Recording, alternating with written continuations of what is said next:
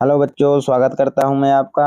और अगर आप 12th में पढ़ते हैं तो ये आपके लिए ये वीडियो बहुत ही यूजफुल, बहुत ही उपयोगी होने वाली है, क्योंकि आज की वीडियो में हम पढ़ेंगे कि हमें हिंदी व्याकरण, जो हमारा हिंदी का एग्जाम आएगा, उसमें हमें कितना पढ़ना है और क्या क्या हमसे पूछा जाएगा। क्योंकि हिंदी की सब्जेक्ट तो हमारे लिए लिमिटेड होता है, लेकिन व्याकरण अनलिमिटेड होती है। उसमें हमें बहुत सारे कंफ्यूजन होते हैं कि क्या क्या आएगा, क्या क्या नहीं आएगा। तो उसी के लिए, कंफ्यूजन दूर करने के लिए मैंने आज की ये वीडियो बनाई है। आज की वीडियो में सिर्फ हम टॉपिक के बारे में ही चर्चा करेंगे। इसके बाद जो नेक्स्ट वीडियो आएंगी उसमें इन्हीं टॉपिक को हम डिटेल से आपको बताएंगे। तो सबसे पहले हम आपको बताएं कि इस बार से जो 2024-25 का जो एग्जाम होने वाला है उसमें कौन कौन सी चीजें पूछी जाएंगी। तो चलिए वीडियो के स्टार्ट करते हैं। पहला है काव्य।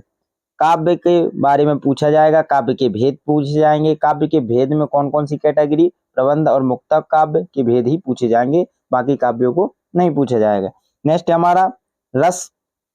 रसों को पूछा जाएगा, उसके परिभाषा, अंग, प्रकार एवं उदाहरण, ये चीजें पूछी जाएंगी। नेक्स्ट है हमारा अलंकार। क्योंकि अलंकार आप जानते हैं कि इसकी संख्या बहुत ज्यादा होती है, तो अलंकारों में कौन कौन से पूछे जाएंगे, संदेश, सांगरूप, भ्रांतिमान, विरोधाभास या व्यतिरेक। इन अलंकारों में से ही कोई अलंकार पूछा जाएगा, अन्य कोई अलंकार नहीं पूछा जाएगा। नेक्स्ट है हमारा छंद।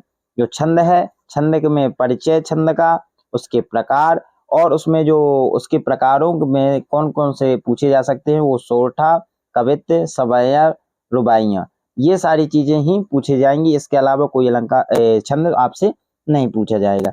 इसके बाद आता है नेक्स्ट टॉपिक, पांचवा टॉपिक है शब्द गुण।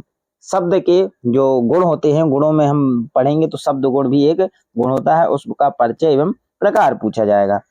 छठवां है बिंब विधान, ये भी हमसे पूछा जाएगा। इसको हम जब अगली वीडियो आएंगे उसको हम डिटेल्स में पढ़ेंगे। नेक्स्ट है हमारा शब्द। शब्दों के बारे में हम पढ़ेंगे, क्षेत्रीय शब्द, तकनीकी, निपात शब्द, ये सारी शब्दों के बारे में हम पढ़ेंगे। इन शब्दों में से ही क्वेश्चन आ सकता है। शब्द शक्ति, इसके बाद आएगा परिचय, शब्द शक्ति का परिचय एवं प्रकार आ सकता है। ये सारे आपका सिलेबस में दिया गया है। नौवां हमारा जो टॉपिक है वो है शब्द युग्म, यानी शब्दों के युग्म। यानी युग्म मतलब होता है किसी का जोड़ा या उसकी अधिकता एवं उनके प्रकार। ठीक है, तो ये शब्द युग में भी आपके यहाँ 2024-25 के एग्जाम में आ सकता है। नेक्स्ट है हमारा 10वां वाक्य परिचय, यानी वाक्यों के बारे में हम पढ़ेंगे, उसके प्रकार के बारे में पढ़ेंगे, उसके अर्थ, रचना एवं आधार पर भी हम बात करेंगे, चर्चा करेंगे। इसके बाद नेक्स्ट है वाक्य शुद्धिकरण, वाक्य परिवर्तन एंड 12वां जो हमारा 12वां जो टॉपिक है वो है मुहावरा, लोकोक्तियां। ये बहुत ज्यादा पूछी जाती हैं और हर वर्ष आती ही आती हैं। फिर इसके बाद हम भाषा के बारे में पढ़ेंगे। भाषा में कौन कौन सी भाषा, राजभाषा और राष्ट्रभाषा पढ़ेंगे। यही हमारे सिलेबस में दिया गया है और इसमें से आना आ सकता है।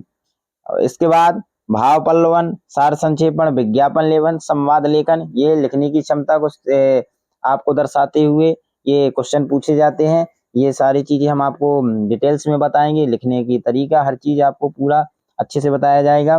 नेक्स्ट है हमारा 15वां कवि परिचय। कवि परिचय यानी कवि का परिचय पूछा जाएगा। कवि के परिचय में कौन कौन से टॉपिक रहेंगे, इसमें से भाव पक्ष रहेगा, कला पक्ष रहेगा, उनकी 2 रचनाएं रहेंगी और साहित्य में स्थान भी हो सकता है। लेखक परिचय, लेखक परिचय भी सेम ही बिंदुओं पर आएगा और आता है। और इसको लिखने का तरीका, अब जब हम इसको अच्छे से पढ़ाएंगे तो आपको बहुत अच्छे से समझाया जाएगा, इससे आपको तुरंत ही बनने लगेगा। नेक्स्ट है हमारा पत्र लेखन। पत्र लेखन प्रधान अध्यापक के लिए या मित्रों के लिए, ये सारे विभिन्न प्रकार के पत्रों का भी लेखन आपको हम अच्छी तरीके से सिखाएंगे। नेक्स्ट है निबंध लेखन।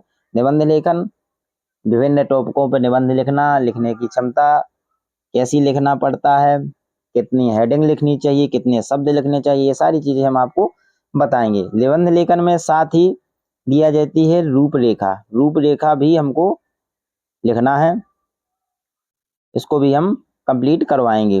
नेक्स्ट है 19वां टॉपिक अपठित गद्यांश। नेक्स्ट है हमारा अपठित गद्यांश। अपठित गद्यांश स्वयं अपठित गद्यांश भी हो सकता है या पद्यांश भी हो सकता है। तो उसमें क्या होता है कि हमको कोई कविता या कोई कहानी दी गई होगी, उसी को हमें पढ़ना है और उसी के नीचे क्वेश्चन दिए होंगे और उसी से पढ़कर उनके आंसर हमको देना है। नेक्स्ट है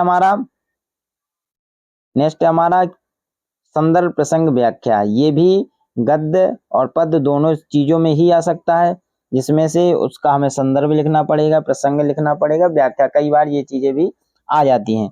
तो आई होप ये आपको समझ में आ गया होगा कि हमको 12वीं जो हिंदी व्याकरण है, जिसका ये कोई पार नहीं है हिंदी व्याकरण का, तो हमें पता चल गया होगा कि हमें क्या क्या पढ़ना है। हमें उतनी चीजें ही पढ़ना है जो हमारे पेपरों में आएंगी और जिससे हमें नंबर मिलेंगे, और हमें अन्यथा नहीं पढ़ना है। अन्यथा पढ़ना टाइम की बर्बादी होगी और इससे आपके जो ये 12वीं का जो ये समय है वह ज़्यादा बर्बाद नहीं होगा। आपको ये समझ में आ गया होगा कि हमें ये टॉपिक पढ़ने हैं। तो चलते हैं, मिलते हैं नेक्स्ट वीडियो में। जो ये